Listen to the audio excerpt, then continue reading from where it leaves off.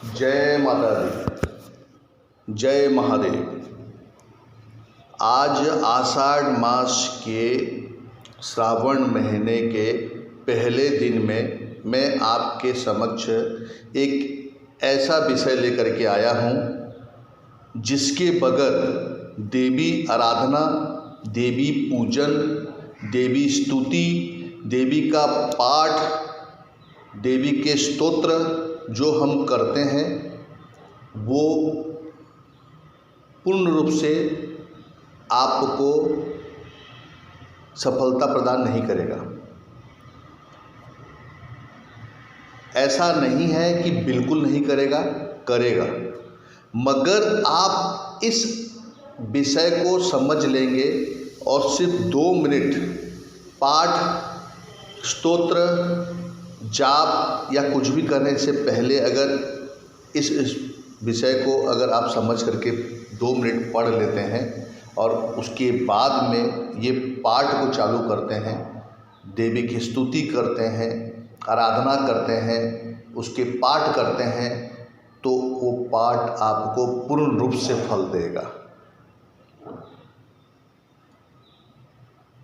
कई लोग पाठ करते हैं मगर उसका फल नहीं मिलता है, उनको कुछ आभास नहीं होता है, मगर बताए गए विधि विधान के अनुसार अगर कोई इंसान कोई चीज़ को करता है तो निश्चित ही उसको लाभ मिलता है।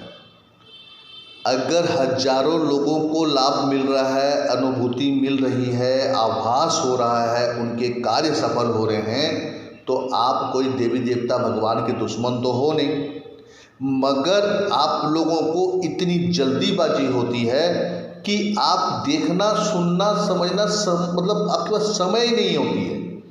सच पूछो तो कोई चीज़ आया, देख लिया, फटाफट उसको आगे बढ़ा, बस आगे बढ़ा, मतलब जल्दीबाजी, मतलब 5 मिनट आपके पास टाइम नहीं है। फालतू काम करने के लिए 5 मिनट टाइम है, ठीक है। और जब आदमी को कुछ समझ में नहीं आएगा, क्योंकि वो पूर्ण ज्ञान लिया ही नहीं, और जब उसको समझ में नहीं आएगा तो वो अननेसेसरी क्या करेगा, पूछना चालू करेगा। ये ऐसा कैसे होता है, इसको कैसे ऐसे करें, कब करें, किस तरीके से करें, क्या करें, सारे चीज़ों का ज्ञान उस वीडियो में दिया हुआ है, मगर फिर भी हम वहाँ पे क्वेश्चन आंसर करते हैं। तो आप अपने दिल में हाथ रख करके देखो कि क्या विषय की कमी है, कोई भी विषय समझने की या उसको अपने दिमाग में बैठाने की 5 मिनट की आपके पास टाइम नहीं है। मैंने कई बार मेरे वीडियो में बोला है और सच मानो कई लोगों ने इस प्रक्रिया को आजमाया है, किया है और उसको अनुभूति हुई है, सफलता मिला है और उनके कार्य भी सिद्ध हुए हैं। दुर्गा सप्तशती कहाँ से छपा है? गीता प्रेस गोरखपुर से छपा है। कितना बड़ा प्रकाशन है समझो आप। और इसी दुर्गा सप्तशती से आप संसार का जितने भी बड़े बड़े ऋषि हैं, संत हैं, महात्मा हैं, तांत्रिक हैं, पंडित हैं, ये सब इसी पुस्तक के द्वारा लोगों का कार्य सिद्ध करते हैं। और इसी पुस्तक के द्वारा स्तंभन, उच्चाटन, मारण, मोहन, वशीकरण, ऐसे और भी बड़े बड़े दुर्लभ कार्य सिद्ध होते हैं। ये कोई मामूली पुस्तक नहीं है। अगर इसके बारे में अगर मैं आप व्याख्या करना स्टार्ट करूं तो 1000 पन्ने का एक पुस्तक भी कम पड़ जाएगा और विषय इतना लंबा होगा कि आपको नींद आ जाएगी।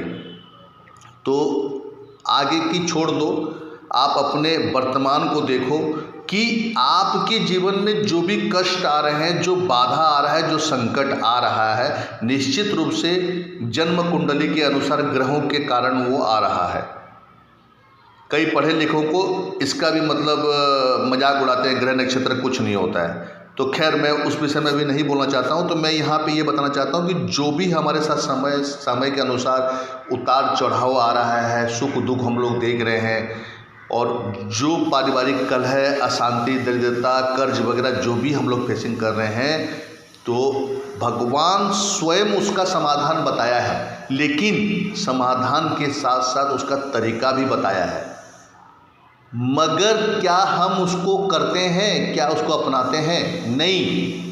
जो दुर्गा सप्तशती आप पढ़ते हो उसके अंदर अगर तरीके से समय निकालोगे तो उसके अंदर में सारा व्याख्या दिया हुआ है, किस तरीके से आपको करना है, कैसे नहीं करना है, क्या गलती नहीं करना है, क्या अच्छा से करना है, सब तरीके से उसको समझाया गया है। बस समझने का समय होना चाहिए हमारे पास। मेरे दुर्गा सप्तशती में मैंने प्रथम अध्याय से 13 अध्याय वैकृतिक रहस्य, प्राकृतिक रहस्य, मूर्ति रहस्य सभी वीडियो है। और सभी वीडियो के पहले मैंने एक video part 1 Durga Saptashati part 1 प्रथम अध्याय नहीं पार्ट 1 नामक एक वीडियो बनाया है, जिसका नीचे में डिस्क्रिप्शन में, सब्सक्राइब के नीचे डिस्क्रिप्शन होता है, वहाँ पे उसका लिंक दिया हुआ है। आप कॉपी पेन ले करके बैठ जाना और उस वीडियो में थोड़ा सा टाइम देना और समझना कि कोई भी समस्या हो आपके जीवन में, कुछ भी हो, उसका समाधान हम पा सकते हैं, मगर विधि विधान के साथ एक बार आजमा के तो देखें। बिना विधि विधान के आगे बढ़ोगे पूर्ण रूप से फल मिलेगा नहीं, अनुभूति होगी नहीं, कुछ चमत्कारिक लाभ नहीं मिलेगा और फिर सामने वाले को आप दोष दोगे। तो पहले वो पार्ट 1 का वीडियो को आप अच्छी तरीके से देख लें, एक पेपर पेन ले करके स्किप कर करके उसको अच्छे से देख करके एक नोट बना लें, और या फिर अपने बुक में पेंसिल में उसको अंडरलाइन करें जो जो बताया गया है, और उस तरीके से मेरे बताए अनुसार एक बार संकल्प के साथ में दुर्गा सप्तशती को आप स्टार्ट करें। मैं दुर्गा सप्तशती की पाठ की भी बात नहीं कर रहा हूँ, छोटे छोटे स्तोत्र हैं वो भी अपने आप में बहुत दिव्य हैं। 700 श्लोक का ये पुस्तक अपने आप में परमाणु बम से कम नहीं है। इतना पावरफुल मंत्र जो आपके समक्ष है, आप उसका फायदा नहीं उठा पा रहे हैं। आप एक खजाने के, एक बहुत बड़े खजाने के कुंड में आप बैठे हुए हैं और वहाँ पे आप सोच रहे हैं कि धन कहाँ से आएगा। तो हर चीज़ दुनिया में पॉसिबल है, करने वाला इंसान होना चाहिए। आज जो मैं विषय लेकर के आया हूँ इसमें कुछ पॉइंट्स दी हुई है। संकल्प लेना है अपने राइट हैंड में थोड़ा सा जल ले करके, और कोई भी स्तुति करो, पाठ करो और स्तोत्र करो, तो आप 2 से 5 मिनट लगेगा। हाथ में जल ले करके 1-2 मिनट का संकल्प ले करके और इस थोड़े से मंत्रों का पाठ कर लो और फिर आगे बढ़ो, और फिर करके देखो एक बार, फिर क्या होता है मुझे कमेंट में बताना। दूसरा चीज़, जो भी व्यक्ति चाहे कि हमारे घर में ये संकट है, परेशानी है, दुख है, तकलीफ़ है, या विवाह नहीं हो रहा या कुछ भी समस्या है, तो वो अपना नाम, पिता का नाम, अगर शादीशुदा नहीं है तो पिता का नाम, शादीशुदा है तो पति या पत्नी, पति का नाम, और अपना गोत्र लिख करके नीचे भेज दें। 100 लोगों में 5 से 10 लोगों का नाम से उसका अर्चना किया जाएगा उसके समस्या के हिसाब से, और उसको सूचित किया जाएगा। तो उससे बहुत फर्क पड़ता है। किसी के निमित्त अगर अर्चना होता है उसके नाम गोत्र से, तो निश्चित ही उसका जो शक्ति है, उसका फल है, उसको प्राप्त होता ही होता है। तो समस्या कुछ भी हो उसके निमित्त हम अर्चना कर देंगे। ये एक भलाई का काम है, और इस दुर्गा सप्तशती माध्यम से माता स्वयं कहती है, जो मेरे चरित्र को सुनेगा, सुनाएगा और मेरा उपयोग सदकर्म में करेगा, निस्वार्थ भाव से करेगा, सदैव उसके साथ में मैं हूँ। तो आज सावन का पहला दिन है, इसीलिए जो भी इसमें कमेंट करेगा अपना नाम, गोत्र, समस्या लिख के भेजेगा, उसके नाम से जरूर अर्चना किया जाएगा और उसको सूचित किया जाएगा। तो पहले हम इस विषय को स्टार्ट करते हैं, किस तरीके से करते हैं, और पूरे वीडियो के अंदर में लिख करके भी बताया गया है। आप बहुत आराम से जो है इसका पाठ कर सकते हो। आपको पहली बार में थोड़ा सा तकलीफ़ होगा, या दिए हुए चीज़ को आप हिंदी में लिख लें, या पुस्तक अगर है तो पुस्तक के अंदर में 16 नंबर पन्ने में आप आ जाओ और 16 नंबर पन्ने में यहाँ पे 17 मंत्र है। तो चलो हम स्टार्ट करते हैं। ये क्या है, पहले तो हम लोग अपने राइट हैंड में थोड़ा सा पानी लेते हैं। पानी लेने के बाद में हम पूरब की तरफ मुंह करके किसी आसन में बैठेंगे और राइट हैंड में पानी लेंगे और बैठ जाएंगे और क्या करेंगे, ओम अस्य श्री चंडिकाया ब्रह्म वशिष्ठ विश्वामित्र शाप विमोचन मंत्रस्य वशिष्ठ नारद संवाद साम वेदाधिपति ब्राह्मण ऋषयः सर्वैश्वर्यकारिणी श्री दुर्गा देवता चरित्रत्रयं बीजं ह्रीं शक्ति त्रिगुणात्म स्वरूप चंडिका शाप विमोक्तो मम संकल्पित कार्य सिद्ध्यर्थे जपे विनियोगः। अब ये पानी को हम नीचे छोड़ देंगे। ठीक है, ये हो गया एक प्रकार का संकल्प, विनियोग। विनियोग जिसको बोलते हैं कि हम किसके लिए कर रहे हैं। तो अब देखो पहला मंत्र आता है, यहाँ पे लिखा हुआ है ओम ह्रीं ह्रीं रीत स्वरूपिण्ये मधुकैटभमर्दिन्ये ब्रह्मा वशिष्ठ विश्वामित्र शापाद विमुक्ता भवः। उसके बाद ओम श्रीं बुद्धि स्वरूपिण्ये महिषासुर सैन्य नाशिन्ये ब्रह्मा वशिष्ठ विश्वामित्र शापाद विमुक्ता भवः। ओम रं रक्त स्वरूपिण्ये महिषासुरमर्दिन्ये ब्रह्मा वशिष्ठ विश्वामित्र शापाद विमुक्ता भवः। ओम छुं शोधा स्वरूपिण्ये देववंदिताय ब्रह्मा वशिष्ठ विश्वामित्र शापाद विमुक्ता भवः। ओम छां छाया स्वरूपिण्ये दूत संवादिन्ये ब्रह्मा वशिष्ठ विश्वामित्र शापाद विमुक्ता भवः। ओम शं शक्ति स्वरूपिण्ये धूम्रलोचन घातिन्ये ब्रह्मा वशिष्ठ विश्वामित्र शापाद विमुक्ता भवः। ओम त्रिं त्रिसा स्वरूपिण्ये चंडमुंडबद्धकारिण्ये ब्रह्मा वशिष्ठ विश्वामित्र शापाद विमुक्ता भवः। ओम छां शांति स्वरूपिण्ये रक्तबीजवधकारिण्ये ब्रह्मा वशिष्ठ विश्वामित्र शापाद विमुक्ता भवः। ओम जां जाति स्वरूपिण्ये निशुंभवधकारिण्ये ब्रह्मा वशिष्ठ विश्वामित्र शापाद विमुक्ता भवः। ओम लं लज्जा स्वरूपिण्ये शुंभवधकारिण्ये ब्रह्मा वशिष्ठ विश्वामित्र शापाद विमुक्ता भवः। ओम शां शांति स्वरूपिण्ये देवस्तुत्ये ब्रह्मा वशिष्ठ विश्वामित्र शापाद विमुक्ता भवः। ओम श्रं श्रद्धा स्वरूपिण्ये सकल फलदात्रे ब्रह्मा वशिष्ठ विश्वामित्र शापाद विमुक्ता भवः। ओम कां कांति स्वरूपिण्ये राजवर प्रदाय ब्रह्मा वशिष्ठ विश्वामित्र शापाद विमुक्ता भवः।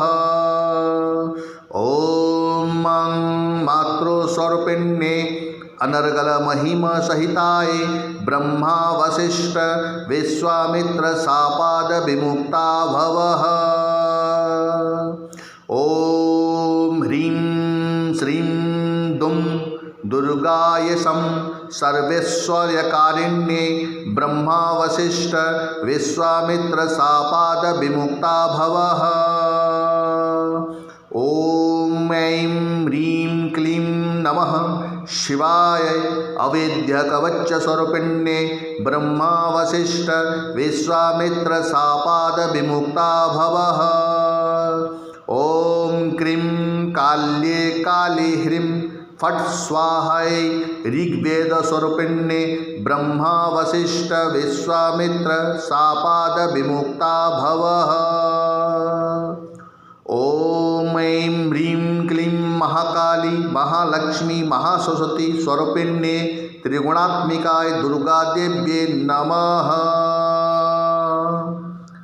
इस तरीके से आप इस शाप विमोचन का मंत्र का जाप करने के बाद में जब पाठ आरंभ करेंगे, मेरे जो लिंक दिया गया है पार्ट 1 में, उसमें भी ये दिया हुआ है, और किस तरीके से प्रारंभ करना है, किस तरीके से इसका विमोचन करना है, किस तरीके से उत्कीलन निष्कीलन करना है, वो सब भी इसके अंदर में मैं आपको बारीकी से बता रहा हूँ और आपको समझाने की कोशिश भी कर रहा हूँ कि आप एक बार समझो। तो ये हो गया आपका शाप विमोचन।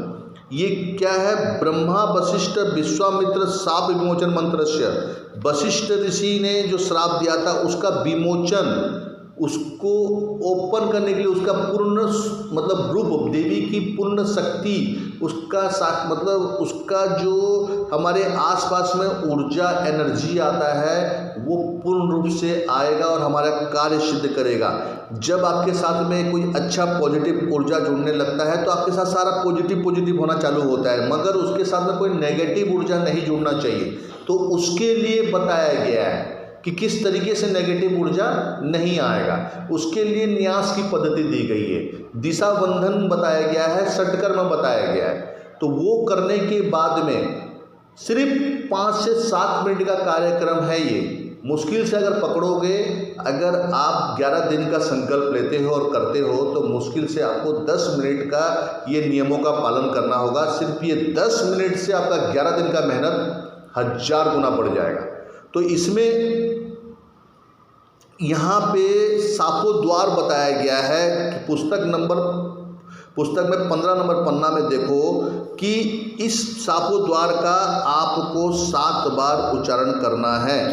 पाठ करने से पहले 7 बार और पाठ करने के बाद में 7 बार। वो क्या है? ओम ह्रीं क्लीं श्रीं क्रां क्रीं चंडिका देव्यै शापनाशानुग्रहं कुरु कुरु स्वाहा। पाठ से पहले 7 बार, पाठ के बाद में 7 बार। उसके बाद में पन्ना नंबर 16 में ही दिया हुआ है 21 बार करना है। ये मृत संजीवनी विद्या का पहले एक आता है, देखो, उत्कीलन मंत्र। ओम श्रीं क्लीं ह्रीं सप्तशती चंडिके उत्कीलम कुरु कुरु स्वाहा। उत्कीलन का मतलब है, देखो, इस पुस्तक को जब आप पढ़ोगे, पढ़ने में आपको भगवान उवाच देवी उवाच ऐसा आता है ना, तो वो स्वयं उन्होंने मतलब अपने मुख से बोला है। तो शिव जी ने माता पार्वती को जब कथा सुनाया था तो उस कथा के दौरान माता ने कुछ प्रश्न किया था उनसे कि जो कलयुग में लोगों को अपने जो कष्ट है उससे छुटकारा पाने के लिए जब मेरा ये स्तुति सुनेंगे, सुनाएंगे, इसका पाठ करेंगे, आरती करेंगे, ध्यान करेंगे, पूजन करेंगे, तो प्रभु आपने उसको तो किलित कर दिया है, मतलब लॉक कर दिया है कि उसका फायदा जो है कोई एक ऐसा इंसान जो उसको सिद्ध कर ले। अगर हर किसी को अगर ये मालूम चल गया तो उसका दुरुपयोग करेंगे। तो शिव जी ने इसको लॉक कर दिया। तब माता पार्वती बोली, प्रभु इसको अनलॉक करने का विधान बताओ। तब शिव जी ने यहाँ पे अनलॉक करने का मंत्र बताया है और तरीका बताया है कि किस तरीके से हम अगर इसको अनलॉक कर लेंगे तो ये पाठ का पूर्ण फल हमको मिलेगा। तो उसको बोलते हैं उत्कीलन। तो पाठ से पहले 21 बार इसको करना है और पाठ के बाद में इसको 21 बार करना है। उसके बाद में बताया गया है मृत संजीवनी। ओम ह्रीं ह्रीं बम बम ऐं ऐं मृत संजीवनी विद्ये मृत मुत्थापयोत्थापय क्रीं ह्रीं ह्रीं बम स्वाहा। ये पाठ के पहले 7 बार और पाठ के बाद में 7 बार। बस इतना अगर आप करते हो तो आपको इस पाठ का पूर्ण फल आपको मिल जाएगा। और अगर आपके मन में कोई भी सवाल है, कोई प्रश्न है, तो आप डिस्क्रिप्शन में दिया हुआ नंबर में व्हाट्सएप में जा कर के आप आराम से मुझे मैसेज कर सकते हो।